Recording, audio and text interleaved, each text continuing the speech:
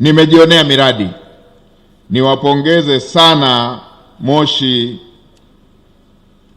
Manispaa pamoja na Moshi DC. Miradi niliyopitia mmefanya kazi, mmefanyia kazi tena miradi mikubwa mikubwa, ujenzi wa jengo la halmashauri, ujenzi wa hospitali, na leo hii tunaona stendi hapa, stendi hii kubwa. Kwa nchi zingine jengo kama hili ndio jengo la uwanja wa ndege wa kimataifa wa nchi hiyo. Kwa ajili tu ya mahusiano ya kimataifa sitazitaja hizo nchi. Jengo la aina hii zipo nchi ndio jengo lao la uwanja wa ndege wa kimataifa. Ninyi hapa ni stendi ya mabasi ya Moshi mjini.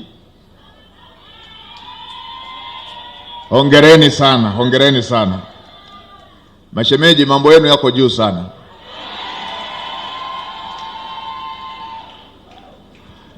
Lakini sio hilo tu. Nimeona hali ya utekelezaji wa miradi. Nimeridhishwa na uzingatiaji wa ubora. Nimepokea changamoto ya mtiririko wa fedha. Tutakaa na wenzangu serikalini, na hapa tuko na naibu waziri wa fedha, tutakaa na wenzangu ili fedha iweze kuja kwa mtiririko wa kuridhisha kwa ajili ya ujenzi wa stendi yetu hii pamoja na jengo letu la hospitali ya manispaa. Nimemwelekeza Mheshimiwa naibu waziri atafute hizo bilioni 2 ili mkandarasi aendelee na kazi.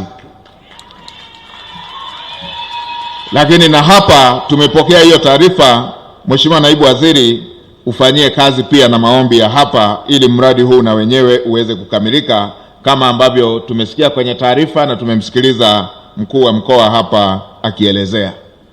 Lakini pia nimepitia barabara yetu ile bypass ambayo waheshimiwa wabunge wote wameisemea kwa nguvu kubwa sana. Mheshimiwa mbunge wa mjini, Mheshimiwa mbunge wa vijijini na Mheshimiwa mbunge wa Vunjo. Nimetoa maelekezo kote nilikopita kwamba ujenzi wa kiwango cha changarawe unavyofanyika sasa hivi uendelee kwa kasi ili barabara iendelee kupitika. Nimeonyeshwa barabara ilivyokuwa kabla ya ujenzi kuanza. Nimeona ni mto, ni madimbwi, ni bwawa, barabara ambayo haiwezi kupitika mvua ikinyesha. Kwa hiyo ujenzi huo uendelee ili iweze kupitika. Lakini pia nimetoa maelekezo ufanyike mchakato wa kuihamishia TANROADS ili iweze kujengwa kwa lami na iweze kuwa bypass ambayo itatupunguzia msongamano wa magari ambayo hayana ulazima wa kupita ndani ya mji. Tumeona kuanzia kule Chekeleni kama nimepatia Mheshimiwa mbunge, kuja mpaka hapa Mabogini na kupitiliza mpaka inatokea Uhai. Maana yake kwa yale magari ambayo hayana uhitaji mkubwa wa kupita hapa ndani yatapunguza msongamano huo. Yako magari ya mizigo kufuatia uwekezaji unaofanyika kule Tanga bandarini, yapo na mengine ya shughuli zingine za uzalishaji ambayo kimsingi wenda yasingelazimika sana kupita ndani ya mji. Kwa hiyo hii na yenyewe nimeshaitolea maelekezo. Lakini tumepokea hoja nyingi zinazohusiana na miradi ya maji, na leo tuko na Mheshimiwa Waziri wa Maji, atapata fursa ya kusalimia aweze kuwaelezea mpango unaotakiwa kwenye eneo la upatikanaji wa maji. Lakini la pili, nimepita kumwona Mheshimiwa mbunge wetu ambaye alipata msukosuko wa ajali na Mungu amemnusuru yeye na wenzake wote waliokuwa kwenye gari ile. Lakini mmeona ajali ilikuwa mbaya. Nimeonana naye, anaendelea vizuri. Nimeongea naye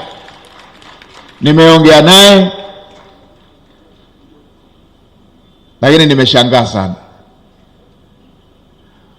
mbunge yuko kitandani hospitalini, lakini katika salamu nilidhani atatumia dakika nyingi anielezee panapouma hapa na hapa na hapa. Ameelezea ameshapata matibabu. Alivyomaliza kuelezea panapouma, ameenda moja kwa moja ananiambia, Mheshimiwa mgeni rasmi, tuna jambo la mochwari. Mochwari yetu. Baada ya hapo amesema, nimemwona naibu waziri wa afya. Mimi nilidhani alitaka aje amsalimie. Amefika pale anaelezea hoja za wananchi wa Moshi. Amemaliza pale anaongelea habari ya soko, anaongelea habari ya stendi.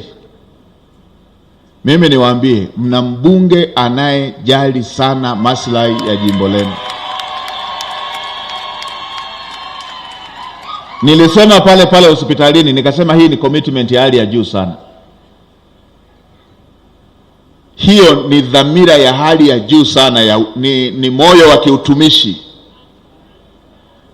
Kukumbuka jambo la wananchi ungali bado huko hospitalini.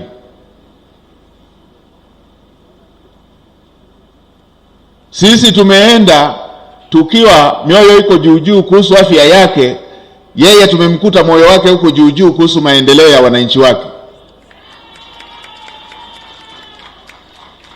Hilo ni jambo ambalo limenigusa sana, na mimi zile hoja zake alizozisema nitafuatilia kuweza kuhakikisha kwamba zinatekelezwa.